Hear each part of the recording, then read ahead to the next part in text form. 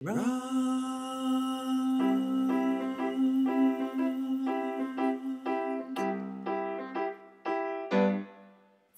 are 1, 2, 3, 4, 5, 6, 7 Disney animated movies based on fairy tales.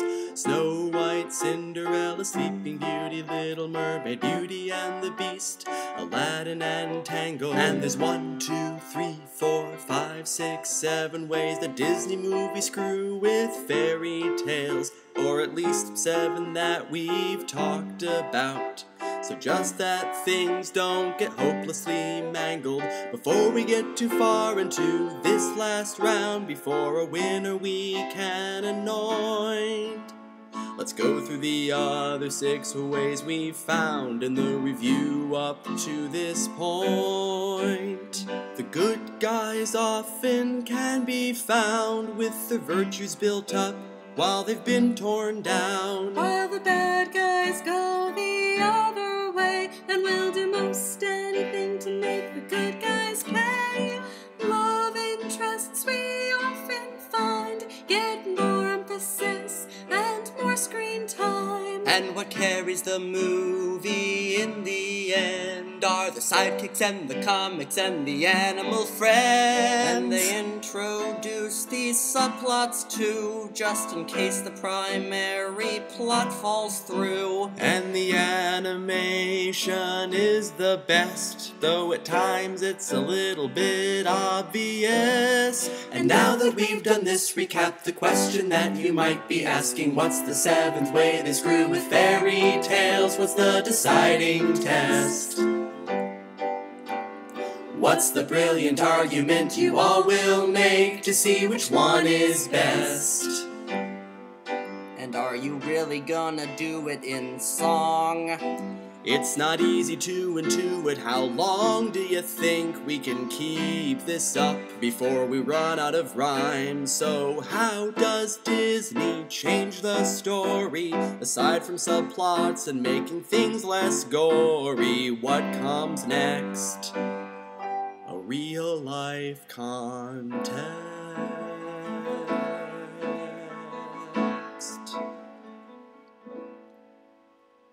There is something to be said for the world of fairy tales.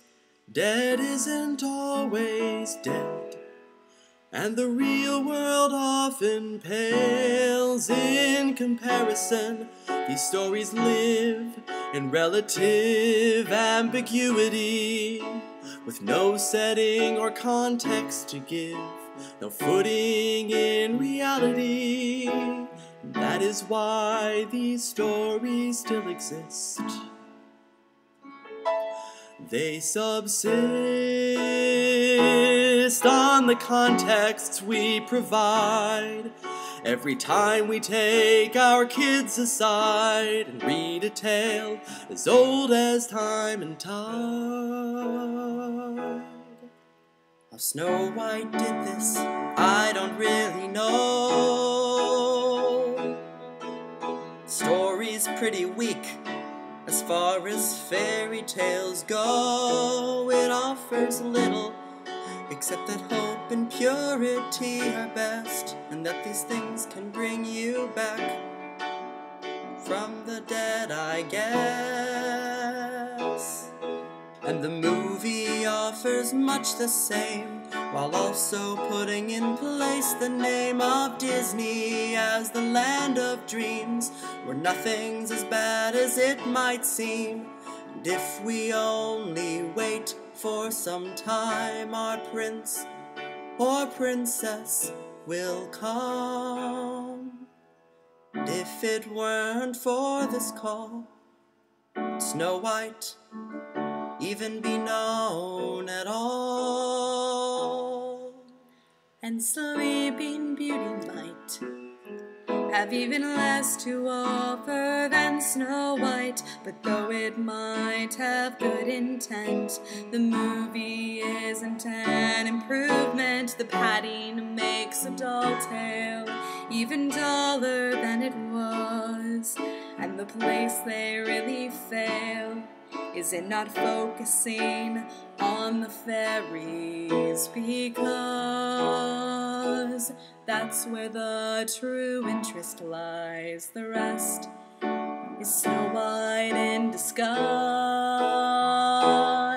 But that disguise is fun to view, though it can get quite boring too. You can't fault them for trying something new.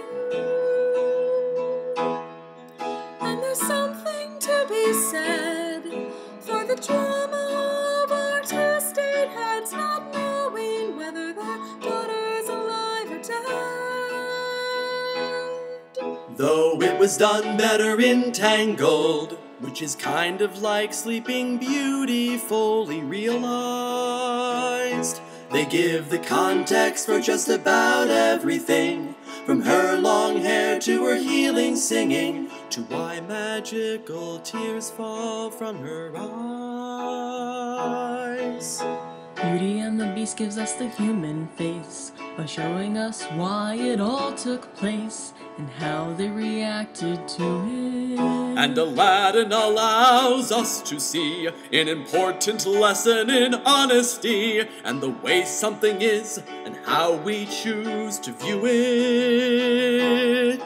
And even the Little Mermaid show the love we'd always known King Triton had for his obstinate teenage daughter. So Disney gives us relevance and stories that kind of make sense, and morals we can live by, lessons taught, or simply how they think we ought to live life to the letter. But does that make the stories better? Well, by and large I have to say that though they have flaws galore, I prefer the Disney way. They always seem to offer more, much like any adaptation of a story should do.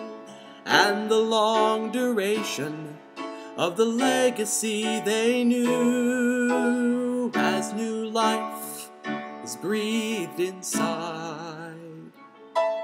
They abide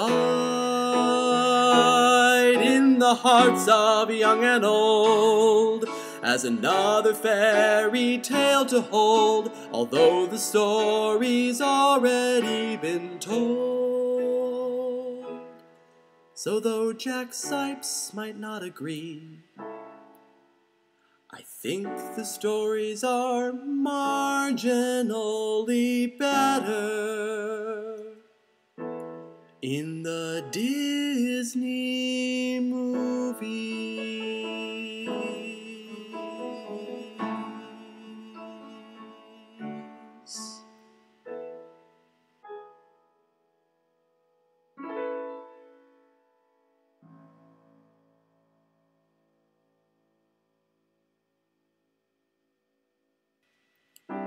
Well, Hatter, we did it. Now the musical is done. Well, now wait just a minute. One more song needs to be sung. We are tied again. And so, my friend, what are we going to do? We cannot afford to fail. We need an epic, long-awaited tale to show them in our next. Wait, it's Amish Dumbledore! Fear not, Madden Hatter, I know just what you should do. Something that deeply matters to your many hundred viewers. I will lead you on a journey to the very ends of the earth. An epic work of fantasy, the foundation of all modern geekery. You can't be serious. We've never dared attempt it. Not to worry, my fellow reviewers. You'll show them. We'll show them. We'll show them what they're worth.